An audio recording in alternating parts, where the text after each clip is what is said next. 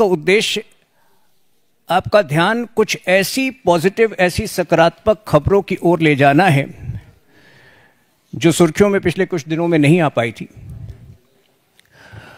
जैसा आपको पता है, जो मोदी सरकार की सोशल वेलफेयर स्कीम्स हैं, जन कल्याणकारी योजनाएं हैं, उन्होंने एक बहुत बड़ा योगदान दिया है इस देश के गरीब वर्ग के उद्धार में, उनके जीवन को बेहतर बनाने में। और ऐसा ही एक स्कीम, एक प्रमुख स्कीम प्रधानमंत्री उज्ज्वला योजना है। 1 मई को इस स्कीम के 9 वर्ष पूरे हुए। 1 मई 2016 को यह स्कीम लॉन्च हुआ था और आज विश्व में इस स्कीम ने मिसाल कायम किया है महिला उद्धार की दिशा में। भले वो महिला स्वास्थ्य से जुड़ा हो, भले वो एनवायरनमेंट से जुड़ा हो, हर तरह से इसने महिलाओं का जीवन, गरीब महिलाओं का जीवन जो है बेहतर बनाया। मैं कुछ आंकड़े आपके समक्ष रखना चाहूंगा। आज कुल मिलाकर 10.33 करोड़ प्रधानमंत्री उज्ज्वला योजना कनेक्शंस पूरे देश में हैं, जिसमें डेटा जो कि 2022 के डेटा हैं, उसमें कुल 8.99 करोड़ कनेक्शन जो है सस्टेन्ड यूजेज, अर्थात इनका निरंतर जो है यूज चला आ रहा था। तो बहुत सारे, कई बार जो विपक्ष कहती है कि हमने कनेक्शंस दिए लेकिन लोग यूज नहीं कर रहे हैं, इस बात का खंडन करता है ये डेटा। लगभग 85% से भी ऊपर जो कनेक्शंस हैं उनको निरंतर उनके द्वारा प्रयोग किया जा रहा है और निरंतर महिलाएं उनका प्रयोग करके अपना जीवन बेहतर बना रही हैं। इसके उपरांत अगस्त 2021 में सरकार ने उज्ज्वला 2.0 लॉन्च किया था, जिसमें अतिरिक्त 60 लाख एलपीजी कनेक्शंस प्रदान किए गए थे। साथ ही विशेष प्रावधान किए गए थे प्रवासी परिवारों के लिए, माइग्रेंट फैमिलीज के लिए, जिसके तहत स्वघोषणा के तहत वो बगैर प्रूफ ऑफ एड्रेस के ये गैस कनेक्शन प्राप्त कर सकते हैं। तो ये बहुत सारे जो कदम उठाए गए हैं, आज उसका असर, आज उसका जो रिजल्ट है वो पूरी तरह से दिख रहा है। और सबसे बड़ी बात, इससे हमारे देश में एलपीजी नेटवर्क का एक बहुत बड़ा विस्तार हुआ है।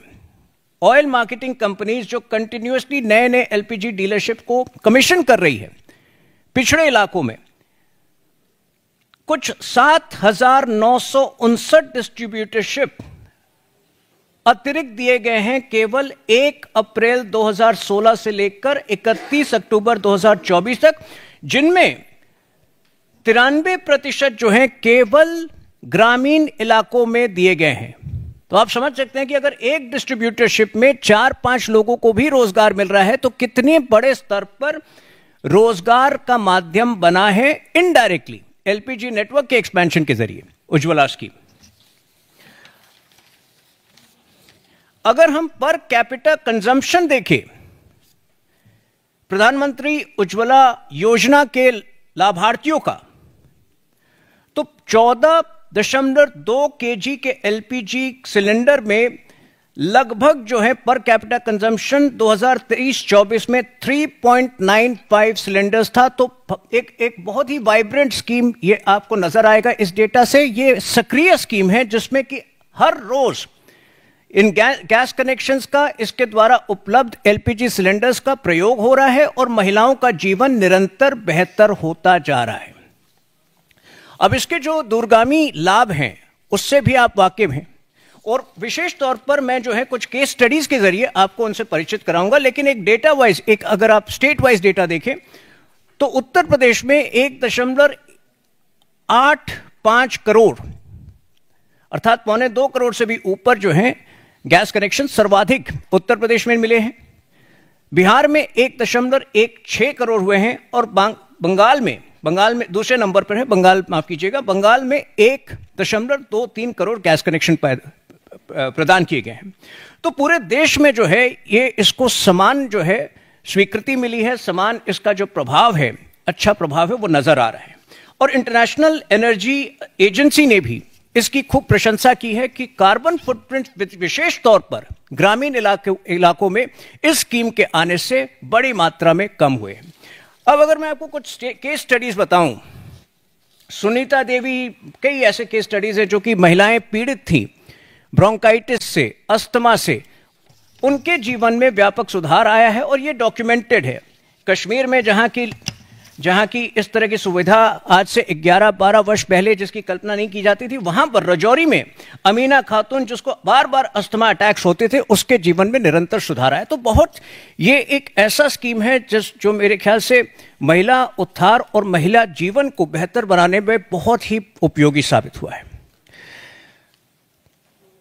दोस्तों, जब इकोनॉमी की बात आती है, मैं थोड़ा सा यहां से दूसरे सकारात्मक 2-3 और सकारात्मक खबरों की ओर आपका ध्यान ले जाऊंगा। कुछ लोगों ने, कुछ नकारात्मक सोच वाली हमारी विपक्षी पार्टियों ने भी पिछले कुछ दिनों में काफी प्रहार किया है। यूएस टैरिफ को लेकर क्या हो रहा है, कल एक रिपोर्ट आई है मूडीज द्वारा। मूडी जो कि अंतर्राष्ट्रीय क्रेडिट रेटिंग एजेंसी, जो सबसे क्रेडिबल, सबसे विश्वसनीय क्रेडिट रेटिंग एजेंसीज में से एक है, उसकी एक व्यापक रिपोर्ट आई है जिसमें यह स्पष्ट किया गया है कि भारत की जो डोमेस्टिक इकोनॉमी है, भारत की जो अंदरूनी अर्थव्यवस्था है, उसके स्तंभ इतने मजबूत हैं कि यूएस के टैरिफ जो भी अंततः फाइनल होते हैं, उसका कोई विशेष प्रभाव भारत के मार्केट पर या भारत की इकोनॉमी पर नहीं पड़ने वाला है। और इसके कुछ विशेष कारण बताए गए हैं। भारत का रिटेल इन्फ्लेशन अप्रैल 2025 के महीने में मात्र 3.16% था, जो कि ईयर ऑन ईयर जुलाई 2019 के बाद सबसे कम दर पर था। साथ ही पिछले महीने रिजर्व बैंक ऑफ इंडिया ने रेपो रेट को 25 पैसे दूसरी बार कम किया था। तो ये सब जो है एक मजबूत स्तंभ बनाते हैं हमारी इकोनॉमी के लिए। डोमेस्टिक डिमांड जो है, domestic demand underpins growth despite risk from US policy shifts. इसके 3 और कारण हैं। जो हमारी अर्थ इंफ्रास्ट्रक्चर में, आधारभूत संरचना में जो इन्वेस्टमेंट रही है पिछले 10 वर्षों में, वो इतने ऊंचे स्तर की रही है कि वो निरंतर जो है इन्वेस्टमेंट के प्रोस्पेक्ट्स, इन्वेस्टमेंट के दर, इन्वेस्टमेंट की जो वॉल्यूम है, उसको बढ़ाती रही है। जो होम ग्रोन डिमांड है हमारे देश में, जो खपत की मांग है, वो हमेशा से इतनी, पिछले कुछ वर्षों में इतनी ऊंचे दर पर रही है कि नॉन फाइनेंशियल कंपनीज को वो शील्ड करती है। टैरिफ का जो है उन पर कोई असर नहीं पड़ने वाला है। हमारी स्वयं की डिमांड, अंदरूनी डिमांड इतनी मजबूत है कि टैरिफ का बहुत ही आंशिक असर जो है कुल मिला के पड़ने वाला है। Banking sector is poised to weather potential turbulence. आपको पता है कि पिछले कुछ वर्षों में बैंकिंग रिफॉर्म्स हुए हैं। जो पीएसयूज जो हैं वो एनपीएस का एक गढ़ होते थे आज से 10 साल पहले, आज वो पीएसयूज जो हैं, एसबीआई जो है, इस प्रकार के जो पीएसयूज हैं, बैंकिंग सेक्टर की जो कंपनीज हैं, वो हमारी ग्रोथ को लीड कर रही है। तो ये सभी जो, और यही एक इसी प्रकार का रिपोर्ट जो है वो कल आरबीआई के बुलेटिन में भी उसकी पुष्टि हुई है। Indian economy resilient despite fragile global growth outlook. बार बार जो है हमने देखा है कि पिछले कुछ सालों में निरंतर जो है India continues to be the fastest growing large economy.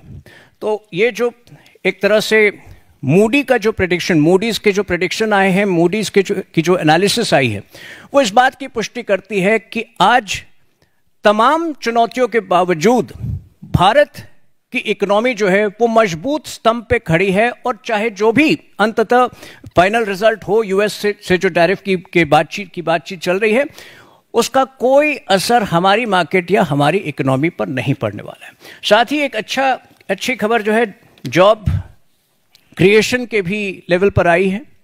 कल ईपीएफओ का एक लेटेस्ट डेटा रिलीज हुआ है जिसमें 7.5 लाख नए सब्सक्राइबर्स जो हैं केवल मार्च के महीने में रिपोर्ट किए गए हैं, और इसमें 58.94 58.94% अर्थात लगभग 59% जो नए सब्सक्राइबर्स हैं वो 18 से 25 आयु के बीच के हैं और लगभग 2.08 नए जो हैं महिलाएं इसमें हैं।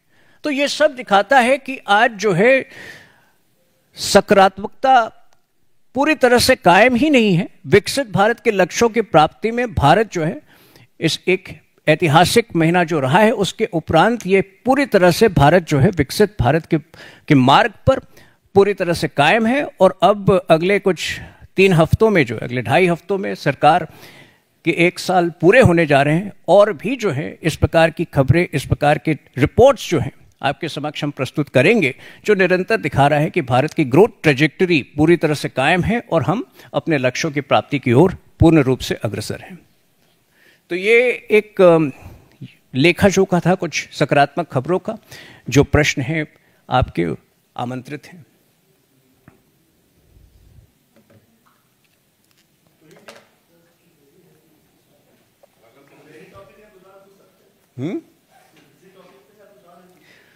ये टॉपिक पर होगा तो बेहतर होगा।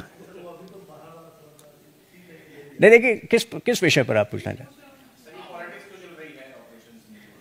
मैं सीधा बात कर रहा हूं। कुछ लोग पाकिस्तान की मीडिया में स्टार बनना चाहते हैं, उसको उन लोगों को हमने जवाब दे दिया है।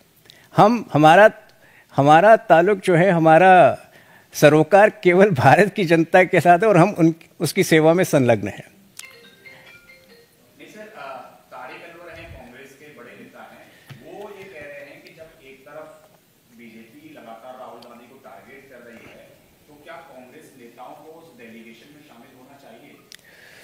देखिए इसका उत्तर मुझे लगता है कि आपको बहुत जल्द औपचारिक तौर से मिलेगा, क्योंकि इस पर्टिकुलर प्रेस कॉन्फ्रेंस का शीर्षक कुछ और था। मैं इस वक्त उस पर नहीं जाऊंगा। और जैसा मैंने कहा, जिसकी जैसी फितरत, जिसका जैसा चरित्र, वो उस तरह के बयान देते रहते हैं। तो कुछ जो पिछले 2-3 दिन में जो कांग्रेस की तरफ से बयान आ रहे हैं वो कांग्रेस का चरित्र है।